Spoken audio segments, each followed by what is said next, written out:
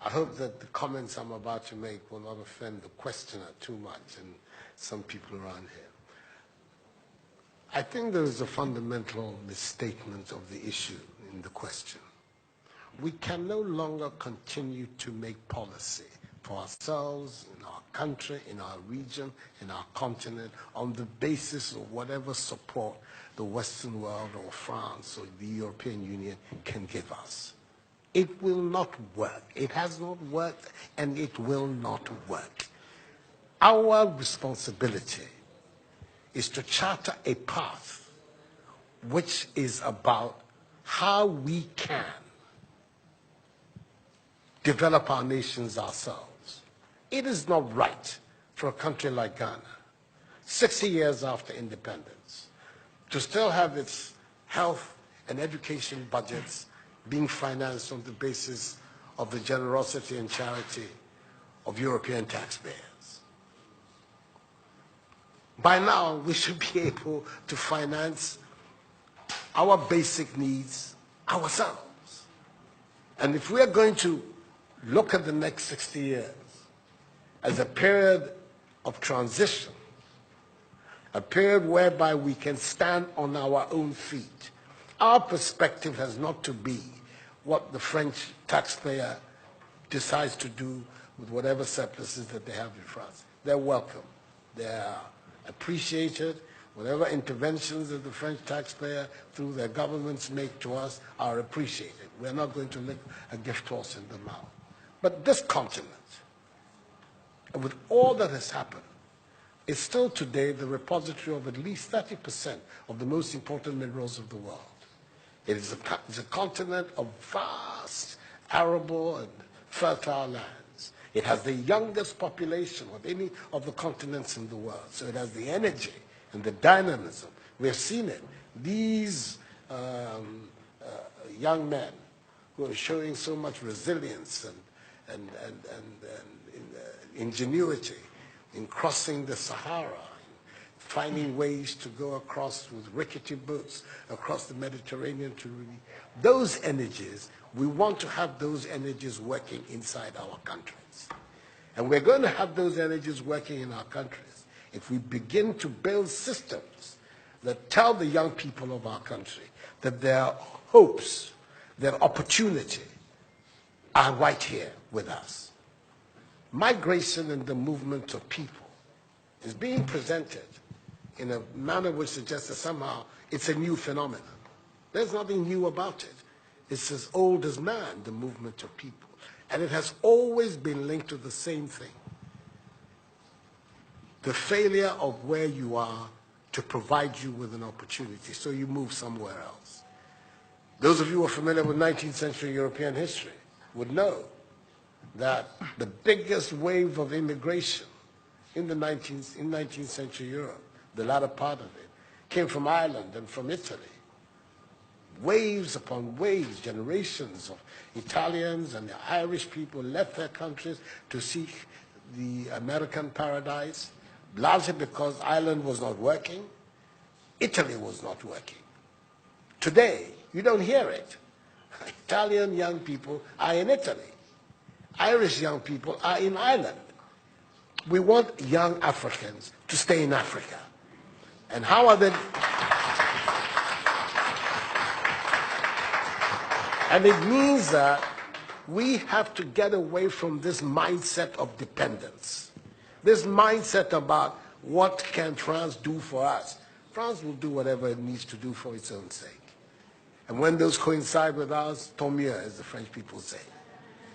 But our main responsibility as leaders, as citizens, is what we need to do to grow our own countries. What are the institutions that work, that will allow us to have good governance, to have accountable governance, to make sure that the monies that are placed at the disposal of leaders are used for the interests of the state and not for those of the leaders, to have systems that allow for accountability, that allow for diversity, that allow for people to be able to express themselves and contribute to fashioning the public will and the public interest.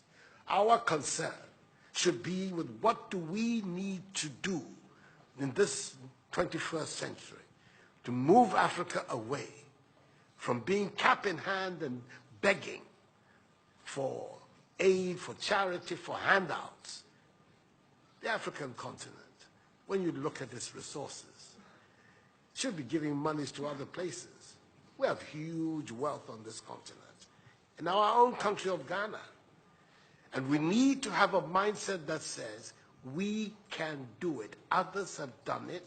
We can also do it. And once we have that mindset, we will see there's a liberating factor for ourselves. We keep talking about how it was that Koreans, Malaysians, Singaporeans, who got their independence at the same time as us. We're told of that at the time of Ghanaian independence, per capita Ghanaian income was higher than that of Korea. Today, Korea is part of the first world. So is Malaysia. So is Singapore. What happened? Why did they make that transition? And 60 years after independence, we are where we are. Those are the matters that should concern all of us as Africans, as Ghanaians. And not, when I say so with the greatest of respect to the French president, I think that the cooperation of France is something that I am, as you know, a strong friend of France. I am Francophile. So I don't have any difficulty with that. But I'm talking about our own propulsion, what we need to do to get our countries to work so that we can create the conditions that would allow our young people to forego this hazardous effort to get to Europe. They're not going there because they want to. They're going there because they don't believe they have any opportunities in our countries. So that should be our focus.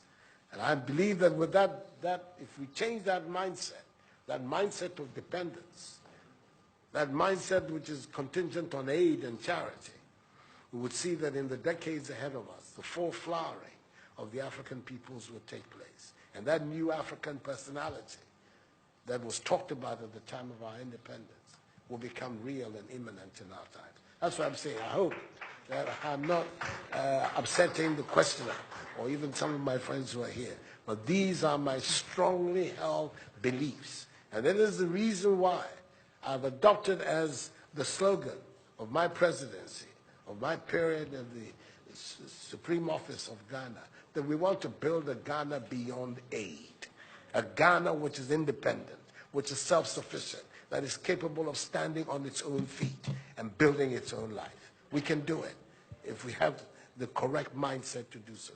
Mr. President, those are my contributions.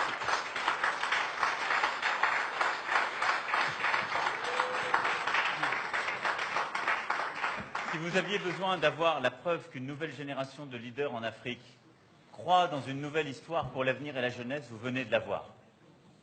Pour ceux qui pensaient que ce n'était que les mots d'un président français parlant de l'Afrique. Il y a des leaders en Afrique qui veulent une nouvelle relation, qui veulent un avenir pour leur jeunesse dans leur pays, dans leur continent, qui le veulent parce que c'est ce qu'ils veulent écrire. Donc merci pour cela. So, no. We'll be here forever. We'll be here forever. He has a lot of ideas and a lot of very positive things to say. And as you can see, I have my own things to contribute as well. So, let's bring it to an end. We're going to, Mr. Macron left Abidjan after a hectic morning, has not had anything to eat. He at least has to have that side of Ghanaian hospitality. So we're going to be intervening for him to go have some lunch. Thank you very much indeed. You signed this.